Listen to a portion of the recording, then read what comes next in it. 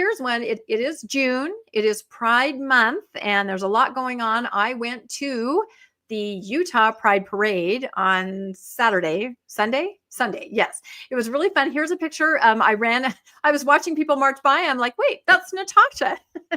There she is. So we snapped a picture, and it was interesting this year, though.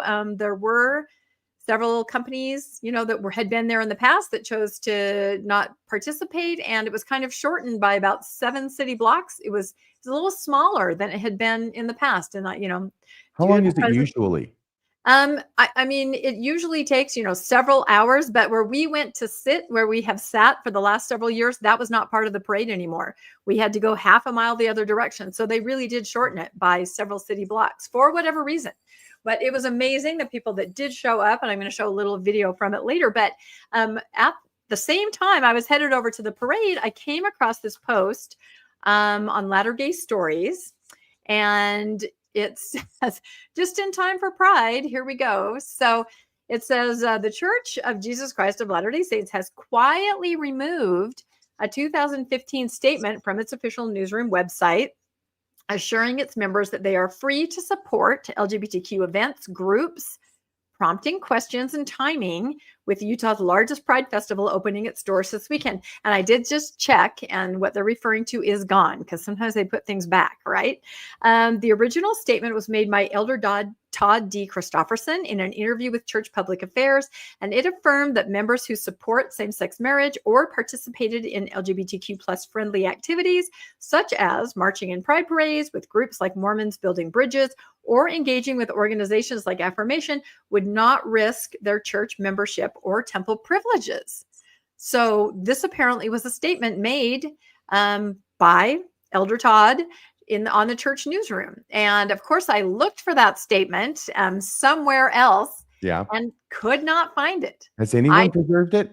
I found statements around the statement, and we'll go into that. But what used to be there is now simply we apologize.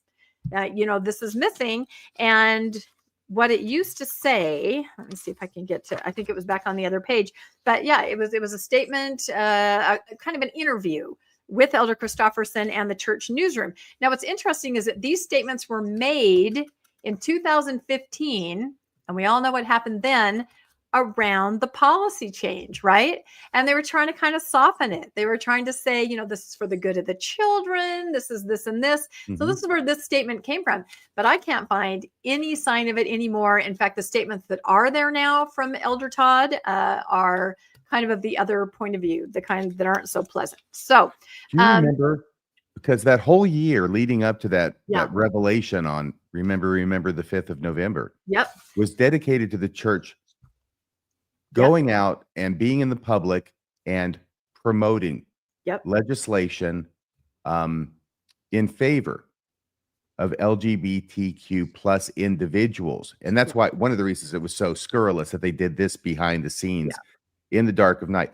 But wasn't one of them a TV show where a woman appeared and a man appeared, and was that man D. Todd Christofferson? And I think it was where he said it. Yeah, he was the one that was out in front because, of course, his brother is a very prominent LDS member of the LGBTQ community. He's even written a book that's a Deseret book. So they kind of marched him out to do all of this. And if we look here, there is kind of a version of his statement. It says, Elder Christofferson's words published on the church's newsroom site since 2015 emphasized inclusivity. We have individual members in the church with a variety of different opinions, beliefs, and positions on these issues and other issues. The statement offered hope for many LGBTQ plus members and allies, suggesting a space for diverse views within the faith. The link was originally on the newsroom, and its removal sparked speculation about the church's intentions. Is this deliberate? Is it a shift in messaging, or is it just website maintenance that happened to be scheduled for June? Well, I looked through, and they've left up an awful lot from Elder Todd that doesn't say this about inclusivity. It's more like, kind of the tough love and the church stance. So it is it is a question to me that they happen to remove this particular one. Now, I found, like I said, some adjacent things that he had said, because I knew people would ask me, well, where's that statement? Where do they say we could march? Where do they say it's okay? So this is in the Deseret News in an article right then, November 6th, the very next day. Elder Christofferson is there, and he's trying to explain. And the article in the Deseret News says the new policies do not change several developments in the church regarding lesbians, gays, bisexuals, and transgender people. Elder Christofferson and other church leaders have said repeatedly that Mormons may express political support for same-sex marriage without consequences to their church membership. The updated policy does not alter that. So here's the Deseret News gleaning from all these sources out there that I have not been able to find, saying that, yes, they pretty much said you can have your opinions and you can act on them. The church also continues to support the Utah, this is what you were talking about, RFM, the Utah Compromise and all similar efforts to provide legal protection for LGBT people in housing and employment. Again, two sides of your mouth. You offer these protections, but then the clause is as long as we can still do what we need to do, as far as that. So as long as the church gets an exemption. Yes, an exemption. That's what I'm talking about. Yep. The LDS leaders also have repeatedly said, as can be found on the official church website, mormonsandgays.org, which I do not believe exists anymore. Correct me if I'm wrong, but I don't think that exists. But back in 2015, we're talking 10 years ago, this article is from 10 years in the Deseret News, that nobody should be more loving and compassionate than Mormons. Again, they're using the word Mormons. That's interesting. Who should be in the forefront in terms of expressing love, compassion, and outreach. Elder Quentin L. Cook of the 12 said LDS families also are instructed not to exclude or be disrespectful to those who choose a different lifestyle. Isn't it interesting? 10 years ago, because we can point to things said in the last 10 years where that is not the school of thought, is it? So I thought the past is a foreign country, I hear. The past is a foreign country where we were all Mormons, right? They do things differently there. Exactly. So back to what Latter-day Stories reports, they say no official explanation has been provided for why this, statement of inclusivity has been removed. An archived version of the article, accessible via Internet Archives, preserves Elder Christofferson's words, which we heard before, but their absence from the live site raises the question of the church's evolving narrative. Does this reflect a change in the church's stance, or is it simply a digital housekeeping issue during Pride Month? Like I said, a lot of his other statements are still up, and they're not as warm and fuzzy as this one that was deleted. And then there are some links you can go over to. This is from Facebook, Latter-day Stories, and you can look this up yourself and click on the links. But I just found this very interesting. If this was taken down intentionally, any thoughts on this, RFM and Bill? I think it's interesting. Right now, what I've been doing here is scanning the actual transcript. Well, I won't say the actual. I will say the transcript of the interview that D. Todd Christofferson had with Michael Otterson. Remember that famous thing where D. Todd Christofferson was called upon to defend this abomination. Yes. And I can't find it yet. Yeah, no, and I tried to scan today too. I tried to look, and everything he says is just kind of tough love, So I think there was some point where they tried to soft approach, but they've taken that away. So very interesting. I was gonna, the articles in the paper about Pride says this is about everybody, love, support, highlighted the annual Utah Pride Parade. But at the same time, as we've seen, I get pictures, people send them to me, people are flying the proclamation of the family flag, kind of, and as you made such a great point last time when we talked about this, RFM, just the fact that they will fly this as a counterbalance to Pride Month, it shows, how they're using it, kind of wielding this as a weapon. And I had not seen this before. This is a traditional family flag. And this was spotted in Utah County at the marathon. Some kids were holding this. And it was interesting on social media to see what people thought of this.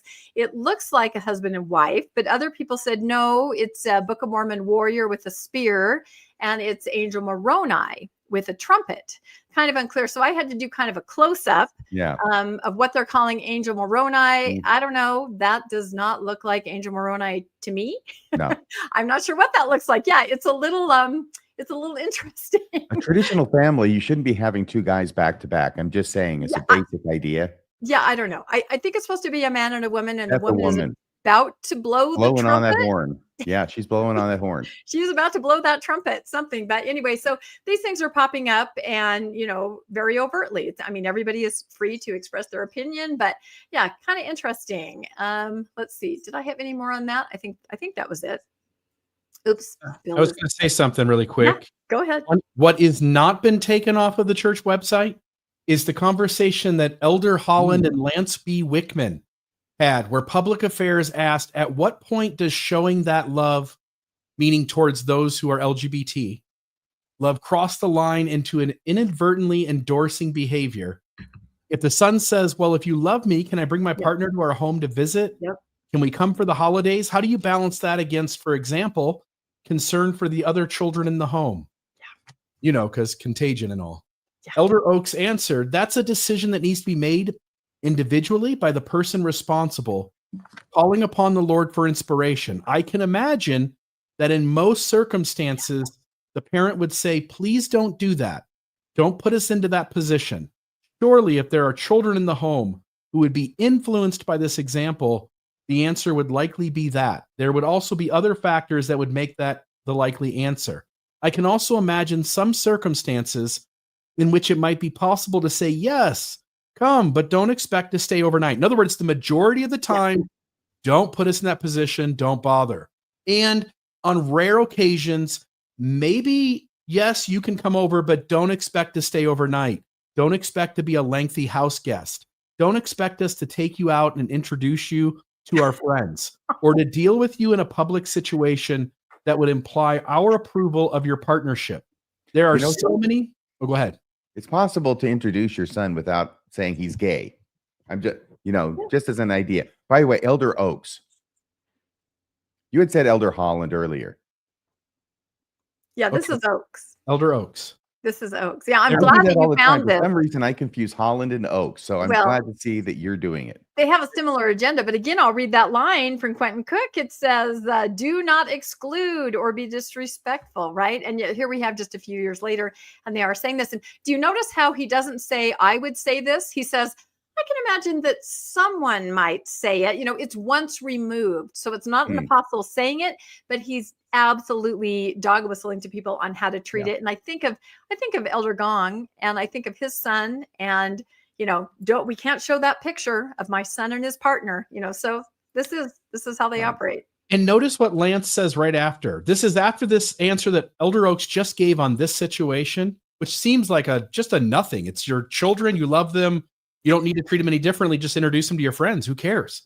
Elder Wickman says it's hard to imagine a more difficult circumstance for a parent to face than that one. Is it? More difficult circumstances than that. How about the suicides among the LGBT community? People losing their kids who feel so much shame and worthlessness that they take their own lives. I can imagine that would be exponentially more significant. Yeah. Do we remember what year this was? The Oaks statement. I'm glad you found that. I was going to look for that. And then I don't know, but every year goes by, and I'm surprised that it's still up there. Yeah. No, 2006. 2006. Okay, so that was 2000. Well, which one does the church really stand behind?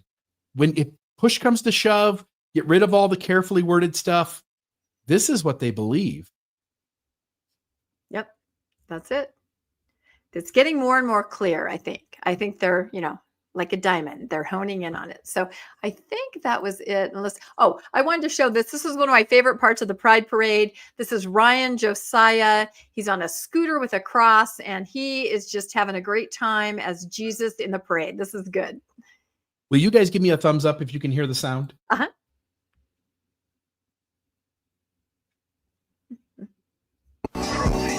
Yeah.